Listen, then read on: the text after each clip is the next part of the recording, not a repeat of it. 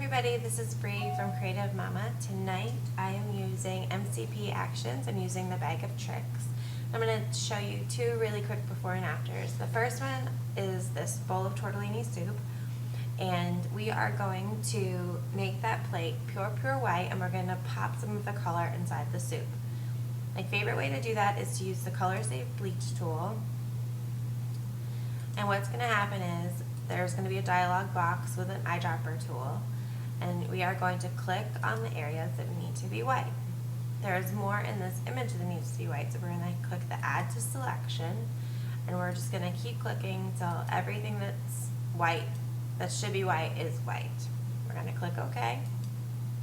The action is going to run, and now my plate and my napkin are white with no color cast, which is fabulous.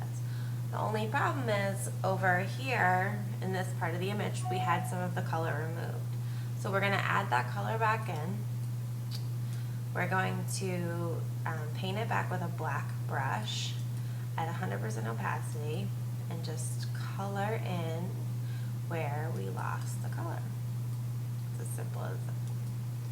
It's a perfect fix for this, and this is something that I use all the time. I'm going to flatten this layer, and now I'm just going to give a really subtle pop to the inside of my soup. I'm going to use the Magical Color Finder brush in Vivid. I'm going to click Continue. It's going to need to flatten your layer.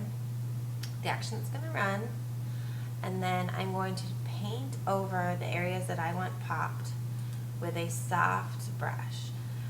I don't want it to run at 100% opacity because it's just going to be too bright. So I'm going to I'm going to click on the number 2, and it's going to drop my opacity to 20%. I'm just going to paint over the spots that I want to be popped.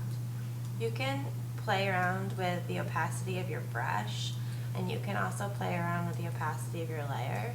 The thing that I like about these actions is that they're really easy to customize. They're really easy to make the way you want them to be. And that's about perfect for me. So I'm just going to show you before and after. It's just a very subtle pop. It just brings out the reds and the greens, and we're all set. So let's go to our history. And this was it before. And this is the after. Awesome. Okay, so here's our next shot. We're going to work on this one. This is just a macro shot that I took. And I actually really like this picture, but there's just a couple things that I'm going to play with. One of the other things that I love in this set is Magic Light and Magic Dark. It's kind of like a super, sorry. It's kind of like a super dodge burn, but it really does a good job of getting it just the way I want to. I'm going to change my brackets a little bit, and I just want to lighten this area right here a little bit because I thought it was just kind of too dark. So these are subtle differences, but they really do make a large impact in the end. So if I turn it on and off, you can see how much I've lightened that. And I can also play with the opacity of the layer to get it exactly where I want. So I'm going to leave this at about 35%. And then I'm going to click Magic Dark, and I'm kind of going to do the same thing. It's going to paint dark where it was light. And I'm going to do that over here in these petals. I just think it's going to add a little more depth that I want. And again, these are subtle changes, but these subtle changes are really what can kind of add up to make a dramatic image. So it kind of darkens up those spots that I wanted to.